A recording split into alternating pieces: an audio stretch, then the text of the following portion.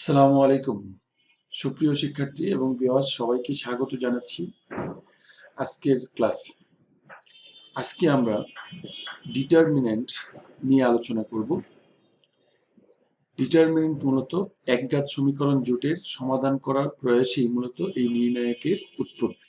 ডিটারমিনেন্টের বাংলা হচ্ছে নির্ণায়ক। তাহলে নির্ণায়ক আমাদের ম্যাট্রিক্স এবং নির্ণায়ক একটা আরেকটার সাথে পরিপূরক, কারণ ডিটারমিনেন্ট ছাড়া নির্ণায়ক ম্যাট্রিক্সের পূর্ণরূপ লাভ করা যাবে না, আবার ম্যাট্রিক্স ছাড়া ডিটারমিনেন্ট করা যাবে না। তাহলে আমরা আজকে দেখব যে ডিটারমিনেন্ট কি এবং ডিটারমিনেন্টের কোথায় প্রয়োগ হয় ইত্যাদি ইত্যাদি। তাহলে ডিটারমিনেন্ট আমরা মূলত বলেছি একঘাত সমীকরণ জোটের সমাধান। যখন আমাদের সমীকরণ দেওয়া থাকে, এই সমীকরণ থেকে সমাধান করার জন্য আমাদের মূলত নির্ণায়ক দরকার হয়ে থাকে। আমরা যদি এই বীজগণিতিক দুইটা সমীকরণ চিন্তা করি, বীজগণিতিক রাশিমালা, মনে করি আমরা a1x প্লাস b1y ইকুয়াল 0, এটা একটা সমীকরণ। আর একটা হচ্ছে a2x প্লাস b2y ইকুয়াল 0। এই যে দুইটা সমীকরণ, এখন এইটাকে যদি আমরা সহগগুলা যেগুলো x এর এবং y এর সহগগুলা যদি নিয়ে আমরা নির্ণয় করি, তাহলে a1 a2 b1 b2 নেওয়ার পরে এরকম খাড়া বা উলম্ব রেখা দ্বারা আবদ্ধ করলে তখন এটা কি বলা হবে, কি নির্ণয়। এবং এটার বিস্তার কিভাবে করতে হয় সেটা আমরা একটু দেখব।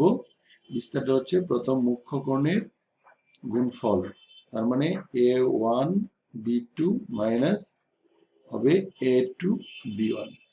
এখন যদি আমরা কোনো সংখ্যা নিয়ে নেই, যেমন এটা a1 না ধরে আমি যদি এরকম ধরি 2x 4y ইকুয়াল 0, তারপর আমরা নিলাম 3x প্লাস 6y ইকুয়াল 0। তাহলে এখানে যদি আমি x এর সহগ নিই তাহলে 2 3, আমি যদি y এর সহগ নিই তাহলে 4 6। তাহলে নেওয়ার পর আমরা এখানে যে 6 দুগুণে 12, আমরা মুখ্য কোণের গুণফল করলাম, সূত্রে একটা মাইনাস দিব, 3 4 12 ইকুয়াল কত 0। তাহলে এইটাকে বলা হয় নির্ণায়কের বিস্তার। কি বলা হবে? নির্ণায়কের বিস্তার। এটা হচ্ছে 2/2 ম্যাট্রিক্সের নির্ণায়কের বিস্তার যদি আমরা করি। এখন হচ্ছে আমরা দেখব যে কিভাবে 3/3 নির্ণায়কের বিস্তার করা যায়। যেমন আমরা এখানে লিখতে পারি 1 2 3 4 5 6 7 8 9, এই আমি নিলাম একটা নির্ণায়ক। এখানে আমি এটাকে বিস্তার করব। এখানে আমাদের যে জিনিসটা জানতে হবে সেটা হচ্ছে, প্রথমটা হবে প্লাস, তারপরে হবে মাইনাস, তারপরে হবে প্লাস, তারপরে আবার মাইনাস, তারপরে প্লাস, তারপরে মাইনাস, তারপরে প্লাস, তারপর মাইনাস, তারপরে প্লাস। আপাতত আমরা এভাবে সরাসরি বলে দিলাম চিহ্নটা। এরপরে আমরা নির্ণায়কের আরো যখন সহগুলো নির্ণয় করব, তখন আমরা বলবো যে এই চিহ্নগুলা কিভাবে মূলত আসে। আচ্ছা, প্রথম হচ্ছে আমাদের এখানে 1 যখন নিব, 1 এর সারি এবং কলাম বাদ দিব। সারি এবং কলাম বাদ দিলে আমাদের এই সারি বাদ যাবে আর এই কলাম বাদ যাবে। তাহলে আমি এখানে মুখ্য কর্ণ 5 নং কত 45, তাহলে আমি এখানে লিখবো 5 নং 45, সূত্রে একটা মাইনাস দিব, 6 48।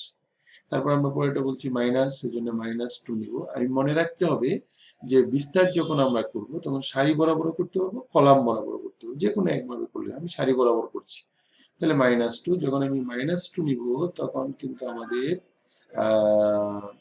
ওই 2 এর সারি এবং কলাম বাদ দিতে হবে। এই 2 এর সারি এবং কলাম বাদ দিতে হবে। যদি আমি বাদ দিই তাহলে আমাদের এখানে দেখবে 4 নং 36 মাইনাস 6 7 42, তারপর এটা হচ্ছে +3। যখন আমি 3 নিব তখন আমাদের এই 3 এর কি সারি এবং কলাম বাদ দিব, এই যে সারি বাদ কলাম বাদ। তাহলে আমাদের এখানে থাকবে 4 32 5 7 35।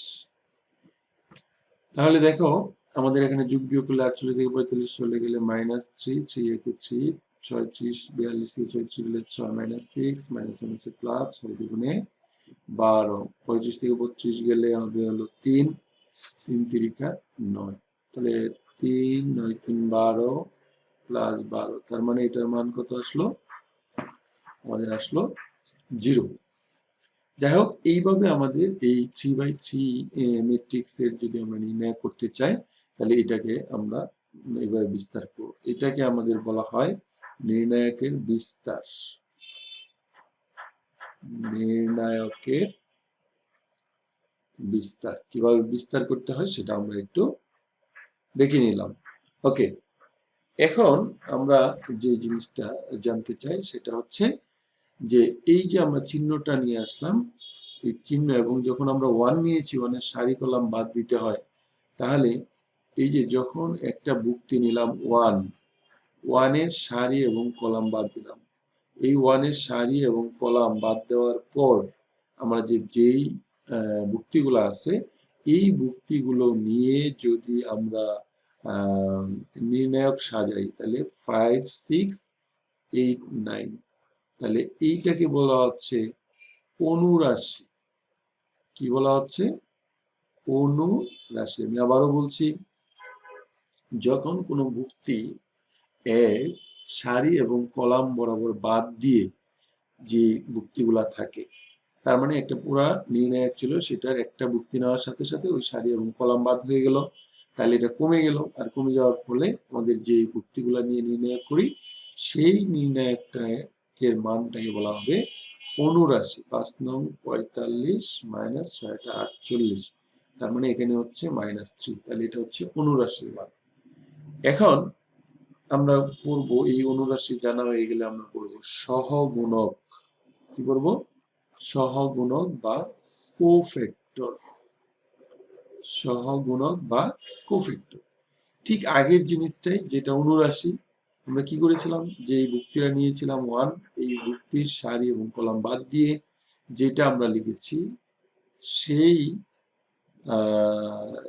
নির্ণায়ক তো নিবই প্লাস তার সাথে আমরা একটা এখানে যথাযথ চিহ্ন নেব যথাযথ চিহ্নের সূত্রটা হলো -1 হোল পাওয়ার ওই যে ভুক্তিটা নিছি সেই ভুক্তি কত নাম্বার সারি এবং কত নাম্বার কলামে আছে 1 হচ্ছে 1 নাম্বার সারি 1 নাম্বার কলাম এই দুইটা যোগ করে আমরা এটা উপরে বসাই দেব তো সূত্রটা হচ্ছে -1 whole power i plus j আইটা কি আই হচ্ছে সারি আর যেটা কি যেটা হচ্ছে কলাম যেটা কি যেটা হচ্ছে কলাম তাহলে এই যে সারি এবং কলামের সংখ্যা উপরে যোগ করে যেই চিহ্ন আসবে যেমন -1 এর পাওয়ার 2 তার মানে জোড় থাকলে কি হয়ে যাবে প্লাস হয়ে যাবে এখানে যদিও আমাদের প্লাস দিতে হয় না কিন্তু এরপরে যখন আমরা নিব এটা রেজাল্ট কিন্তু এটাই আসবে -3 এরপরে যদি আমরা অন্য আরেকটা নিই মনে করো 2 নিলে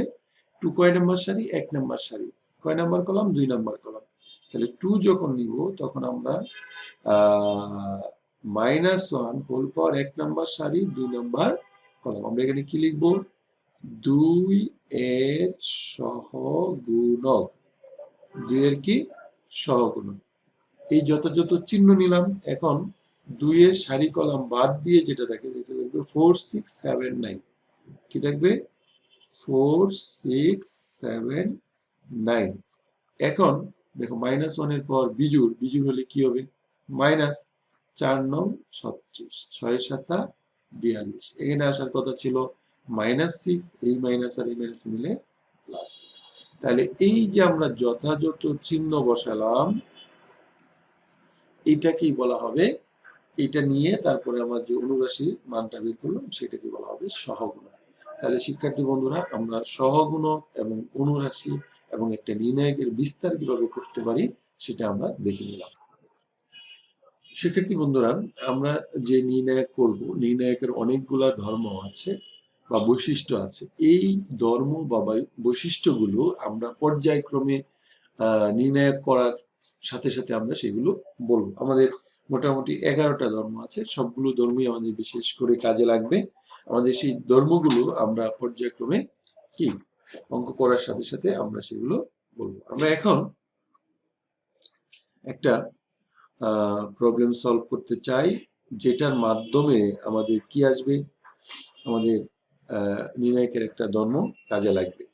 যেমন আমাদের আছে এখানে হচ্ছে 1 মাইনাস ওমেগা, এটা গ্রিক বর্ণ ওমেগা, তারপর আছে omega square minus omega, omega square 1, তারপর হচ্ছে 1 মাইনাস ওমেগা, ওমেগা স্কয়ার, এটা আছে। এখন এটা থেকে আমাদের আনতে বলছে, কি আনতে বলছে, যে নির্ণায়কের মান নির্ণয় করো, কি মান নির্ণয় করো, অর্থাৎ একটা নির্ণায়ক দেওয়া আছে, এখন এটা তুমি কি মান বের করো। আচ্ছা, এখন এটা করতে গেলে আমাদের যে নির্ণায়কের যে ধর্মগুলি আছে তার মধ্যে আমাদের কাজে লাগাতে হবে, সেটা হলো নির্ণায়কের ক্ষেত্রে যে কোনো কলামকে বা যে কোনো সারিকে, যে কোনো একটা সারি বা একটা কলামকে তুমি কি অন্য একটা উপাদান দ্বারা গুণ করতে পারবে। ম্যাট্রিক্সের ক্ষেত্রে কিন্তু প্রত্যেকটা ভুক্তিকে গুণ করতে হয়েছে, এখানে কিন্তু যে কোনো একটা সারি বা একটা কলামকে তুমি গুণ করতে পারবে। এর আগে আমরা একটু বলিনি, একটু আমাদের এটা ম্যাথ সেকেন্ড পেপারে থার্ড অধ্যায়, তৃতীয় অধ্যায়ে আমরা জটিল সংখ্যা যখন করব তখন আমাদের এখানে জেনে নিব যে এই যে ওমেগা, ওমেগা কিউবের মান 1, 1 প্লাস ওমেগা স্কোয়ারের মান 0, এখান থেকে 1 প্লাস ওমেগা আমি লিখতে পারবো minus omega square, 1 plus omega square সমান লিখতে পারবো minus omega, omega plus omega square সমান লিখতে পারবো মাইনাস 1। এগুলো আমাদের প্রয়োজন অনুসারে এইখানে ব্যবহার করতে হবে। আচ্ছা, এখন হচ্ছে আমি যদি খেয়াল করো, এই নির্ণায়কের যখন আমরা মান নির্ণয় করব তখন আমরা চেষ্টা করব কিভাবে যে কোনো ভুক্তিকে আমাদের শূন্য বানানো যায়, এটা একটা নির্ণায়কের ধর্ম। তাহলে আমি যদি এইটাকে শূন্য বানাতে চাই, অথবা এটাকে শূন্য বানাতে চাই, এটাকে শূন্য বানাতে চাই, তাহলে আমাদের কি কি আসবে সেটা হচ্ছে আমাদের একটু দেখার বিষয়। সেটা হচ্ছে যে যদি আমরা এই 1 নং কলাম, এটা কি 1 নাম্বার কলাম, আর এটা কি আমাদের 3 নাম্বার কলাম, 1 নাম্বার কলামের সাথে যদি আমরা এই 3 নাম্বার কলাম যোগ করি, তবে শর্ত হচ্ছে 3 নাম্বার কলামটাকে যদি আমরা কি করি, ওমেগা দ্বারা গুণ করি। যেমন ওমেগা দ্বারা যদি গুণ করো তাহলে এটা হবে ওমেগা কিউব, আর ওমেগা কিউবের মান কত 1, তাহলে 1 প্লাস 1 মানে 2 একটা সংখ্যা হচ্ছে। বাট এখানে ওমেগা গুণ করলে এটা মাইনাস ওমেগা, এটা প্লাস ওমেগা, 0, এটা হলো ওমেগা কিউব। তার মানে তুমি দেখতে পাচ্ছ যে এখানে ওমেগা কিউব, তার মানে এখানে আমাদের 1 প্লাস ওমেগা কিউব আসবে। কি আসবে 1 প্লাস ওমেগা কিউব আসবে। তাহলে আমরা একটা 2 পাচ্ছি এবং আরেকটা 0 পাচ্ছি। তাহলে আমরা এই কাজটা আমরা কি করতে পারি, করতে পারি। তাহলে আমরা এটা প্রথমেই লেফট হ্যান্ড সাইড দিয়ে দিব। তারপর হচ্ছে আমরা যে কাজটা করতেছি 1 নাম্বার কলামে বসাবো। কয় নাম্বার কলামে, 1 নাম্বার কলামে। তাহলে 1 নাম্বার কলামে বসালে আমরা আবার রাফ করে দেখাচ্ছি। 1 এর সাথে যোগ করব ওমেগা স্কয়ার ইনটু ওমেগা, তার মানে কি 1 প্লাস ওমেগা কিউব। তাহলে আমরা এখানে লিখব 1 প্লাস ওমেগা কিউব। এটার সাথে ওমেগা গুণ করব, তাহলে মাইনাস ওমেগা 1 ইনটু ওমেগা, তার মানে আমরা কি লিখতে পারি ওমেগা প্লাস ওমেগা। এটার সাথে আগের মতোই 1 প্লাস ওমেগা কিউব। আর বাকি যা আছে সেটা কিন্তু আমরা ঠিক রাখছি। তাহলে আমাদের এটা ওমেগা স্কয়ার 1 ওমেগা স্কয়ার। কি করলাম আমরা, C1 ড্যাশ C1 এর সাথে যোগ করছি কোনটা, C3, কি গুণ করে, ওমেগা গুণ করে। এই যে সাইড নোটটা কিন্তু দিতে হবে। তোমরা খেয়াল করো, আমরা কিন্তু একটা কলামকে শুধু কাজ করেছি, সবগুলা ভুক্তিকে কাজ করি নাই। তাহলে এটাই হলো নির্ণায়কের একটা ধর্ম।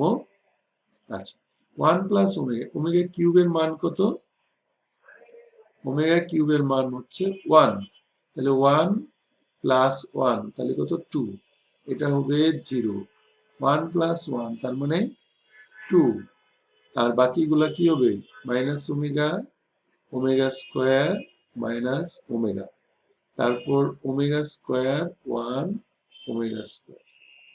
আচ্ছা, এখন আমরা বিস্তার করে দিতে পারি। তারপর হচ্ছে যেহেতু ওমেগা কিউব আমাদের সমান কি আসছে, ওমেগা কিউব সমান 1, সেই কাজটা আমরা করে দিতে পারি। এছাড়া আমরা আরেকটা কাজ করতে পারি।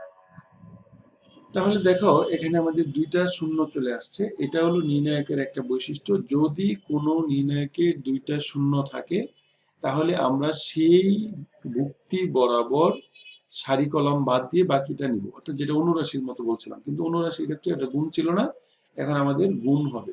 যেমন এখানে আমাদের বলছি যে এই কলাম বরাবর দুটো শূন্য আছে, তাহলে এই কলাম এবং এই সারি বাদ যাবে, কিন্তু টু গুণ আকারে থাকবে। তাহলে আমাদের কি থাকবে, আমাদের এখানে থাকবে ওমেগা স্কোয়ার 1 মাইনাস ওমেগা। তাহলে এখন যদি আমরা এটা বিস্তার করে দিই তাহলে হবে মাইনাস ওমেগা কিউব মাইনাস 1।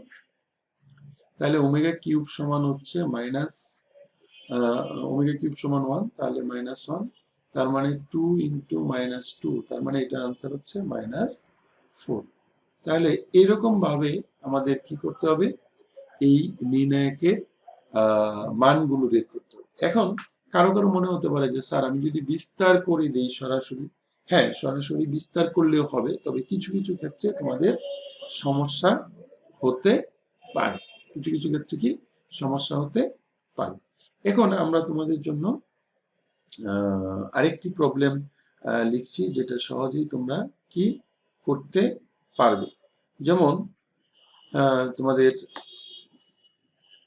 একটা প্রবলেম আমরা লিখছি, যেমন এই নিয়মটা হচ্ছে এরকম হতে পারে।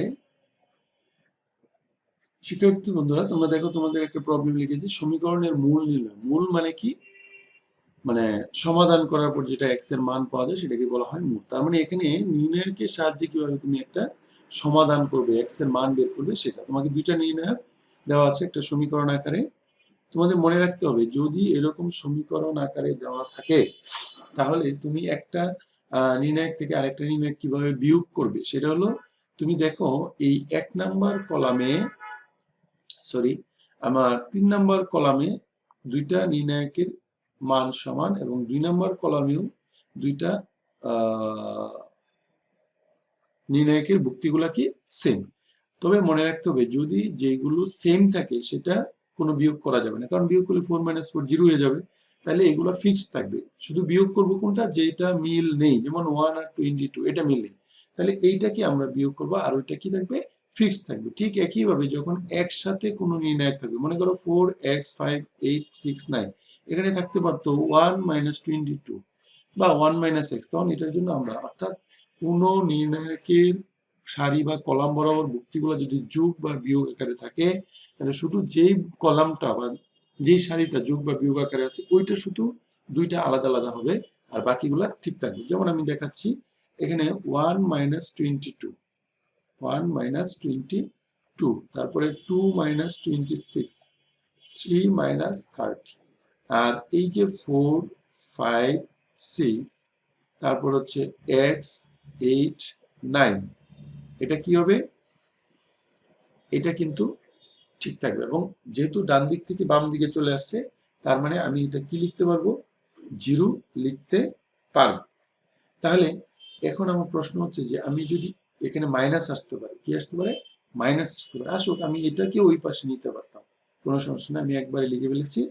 তুমি ইচ্ছা করলে এটাকে অর দিয়ে এভাবে লিখতে পারতাম 22 26 34, যেহেতু এটা যুক্তিগুলা বড় তার মানে x 8 9, এই হচ্ছে নির্ণায়ক, এটা মাইনাস দিয়ে এটাই পাশে নিয়ে আসলাম, তাহলে তুমি লিখতে পারতা 1 2 3 4 5 6 x 8 9, এত ইকুয়াল টু 0। এখন নিশ্চয়ই বুঝতে পারছো। তাহলে আমি একটু এটাকে মুছে, যেহেতু মাইনাস আসলে আবার আরেকটা লাইন বেড়ে যাবে, তার মানে আমি এখানে 1 এখানে 2 এখানে 3 দিয়ে দেব। তাহলে আমাদের এখানে কি আসবে, এখানে আসবে 22 থেকে 8 চলে গেলে 21, 26 থেকে 2 গেলে হলো 24, 30 থেকে 3 গেলে হলো 27, তাহলে এটা হলো 4 5 6, এটা হলো x 8 9, এত ইকুয়াল টু 0। আচ্ছা এখন যদি আমি এটাকে আবার লিখি, দেখো কি করতে পারি আমি এখান থেকে, এই 1 নম্বর কলাম থেকে কি দ্বারা ভাগ করতে পারি, 3 দ্বারা ভাগ করতে পারি। তাহলে 3 কমন নিয়ে নিলাম, এখানে হলো 3 7 21, 3 8 24, 3 9 27, তার মানে হলো 4 5 6, তাহলে x 8 9 কমন নিলাম। ওকে, তাহলে এখন 1 নম্বর কলাম আর 3 নম্বর কলাম একটা মিল দেখতে পাচ্ছি। 1 নম্বর কলাম আর 3 নম্বর কিরকম, 8 8, বিয়োগ করলে 0, 9 9। তাহলে আমাদের নিয়ম হলো যে কোনো কলাম থেকে যে কোনো কলাম বিয়োগ করা যাবে। তাহলে আমাদের এখানে বিয়োগ বা যোগ করা যাবে, এটা আমরা বলতে পারি। তাহলে আমরা এখানে যে কাজটা করব সেটা হচ্ছে 3 তো আছেই, আমরা বিয়োগ করে আমরা 3 নম্বর কলামে যদি বসাই, এটা ঠিক রাখি 7 8 9, তাহলে 4 5 6, তাহলে x minus 7, 8 minus 8 0, 9 minus 9 0। কি করলাম, আমরা করলাম c3 dash c3 minus c1, c3 minus c1। তাহলে এখন 3 দ্বারা তো ভাগ করে দেওয়া যায়, কারণ ডান পাশে যেহেতু শূন্য, তাহলে দুইটা শূন্য আছে। তাহলে আর কি করব আমরা, x minus 7 এই সারি এবং কলাম বাদ দিব, যেটা হয় সেটা নির্ণায়ক করব। তাহলে 9 6 ইকুয়াল 0। তাহলে x minus 7 এটা করলে 6টা 48, 5 নং 45, এত ইকুয়াল 0। তাহলে তুমি দেখো 45 থেকে 48 থেকে 45 গেলে কত, 3, তাহলে 3 ইন্টু এক্স মাইনাস 7 ইকুয়াল 0। সুতরাং x minus 7 equal to 0, that is x equal to 7। এবং এটাই হচ্ছে নির্ণয়ের মূল বা নির্ণয়ের সমাধান। তাহলে আমরা এইভাবে যে কোনো সমীকরণকে একটা থেকে আরেকটা বিয়োগ করে শূন্য বানিয়ে আমরা সমাধান করতে পারব। শিক্ষার্থী বন্ধুরা, তোমাদের জন্য আমরা আরেকটা নিয়ম আলোচনা করতেছি, সেটা হচ্ছে বিস্তার না করে প্রমাণ। আমরা যেমন প্রথম দিকে শিখিয়েছিলাম যে কিভাবে একটা নির্ণয়কের বিস্তার করতে হয়, এখন যদি প্রশ্নে উল্লেখ করা থাকে যে বিস্তার না করে প্রমাণ করো এটার সমান এটা, তাহলে আমাদের বিস্তার করা যাবে না। তাহলে এটা কিভাবে আমরা করতে পারি সেটা একটু আমরা দেখব। আমাদের যে প্রশ্নটা দেওয়া আছে সেটাকে আমরা লেফট হ্যান্ড সাইড ধরে নিলাম, আমাদের এটা প্রমাণ করতে হবে সেটা আমরা আলাদা বুঝিয়েছি। আচ্ছা, এখন হচ্ছে প্রমাণে দেখো আমাদের এখানে আছে জেড এক্স ওয়াই এবং এখানে আছে এক্স ওয়াই জেড। এখানে কি আছে, এক্স ওয়াই জেড। তাহলে এক্স ওয়াই জেড যে তোমার এখানে কমন নিয়ে আসছে, এখানে অবশ্যই এক্স ওয়াই জেড থাকতে হবে। এবং এখানে জিনিসটা দেখা যাচ্ছে জেড, কিন্তু আমাদের এখানে জেড নাই। তাহলে আমি যদি এখানে 1 নম্বর কলামকে জেড দ্বারা গুণ করি, তাহলে কিন্তু এখানে জেড আসতেছে, কিন্তু আমি যে গুণ করব সেই বুক্তিটা তো আমাদের এখানে নাই। সেই জন্য আমরা কি করব, এখানে 1 নম্বর কলামকে জেড, 2 নম্বর কলামকে এক্স, 3 নম্বর কলামকে ওয়াই দ্বারা গুণ করতে হলে অবশ্যই এক্স ওয়াই জেড আনতে হবে। সেই জন্য আমি এক্স ওয়াই জেড গুণ করে আবার এক্স ওয়াই জেড ভাগ করে দিলাম, কারণ যে কোনো সংখ্যা দ্বারা গুণ করে ভাগ করে দিলে কাটাকাটি দিলে আগেরটা থাকবে। সেই জন্য আমরা এটা করে নিলাম। ওকে, তাহলে এখানে হচ্ছে x y 1, y z y plus z, y z 1, z x, z plus x, z x 1। আচ্ছা, এখন কেন গুণ করে ভাগ করলাম, কারণ হচ্ছে আমাদের এই যে নিচে যেটা আছে এক্স ওয়াই জেড এটা থাকবে, এখানে জেড দ্বারা গুণ করবো, তাহলে এখানে হবে x y z, x plus y, x y z, এখানে হবে জেড, এখানে এক্স দ্বারা গুণ করবো, তাহলে x y z, y plus z, তারপরে হচ্ছে এক্স ওয়াই জেড, এখানে হবে এক্স, এবং এখানে ওয়াই দ্বারা গুণ করবো x y z, z plus x, x y z কি ওয়াই, তাহলে গুণ করে দিলাম। এখন দেখো তোমার এই 1 নম্বর সারি থেকে এক্স ওয়াই জেড কমন যায়, 2 নম্বর সারি থেকে এক্স ওয়াই জেড কমন যায়, তাহলে দুইটা এক্স ওয়াই জেড কমন নেওয়া যায়, তাহলে দুইটা নিলাম। আর এখানে নিচে আছে হচ্ছে এক্স ওয়াই জেড, তাহলে আমাদের এখানে হবে এক্স প্লাস ওয়াই 1 জেড, এখানে হবে ওয়াই প্লাস জেড 1 এক্স, এখানেও আমাদের হবে জেড প্লাস এক্স 1 ওয়াই। আর এটাই কিন্তু আমাদের প্রমাণ চেয়েছে, তোমরা একটু খেয়াল করো যে এটাই চেয়েছে। তাহলে আমাদের এখানে কাজটা কি করব, এখানে কাজটা করব এই এক্স ওয়াই জেড কাটা হয়ে যাবে। তাহলে এখানে যদি কাটা হয়ে যায় তাহলে আমাদের ফাইনালি থাকতেছে এক্স ওয়াই জেড, এবং প্রমাণে যা আছে x plus y 1 z, y plus z 1 x, z plus x one y, এবং এটাই হচ্ছে আমাদের রাইট হ্যান্ড সাইড। তাহলে শিক্ষার্থী বন্ধুরা, তোমাদের জন্য আমরা বেশ কিছু নিয়ম আলোচনা করলাম। এই নিয়মগুলো বিস্তার না করে প্রমাণিতা পরবর্তীতে আমরা আরেকটা ক্লাস তোমাদের জন্য নিব।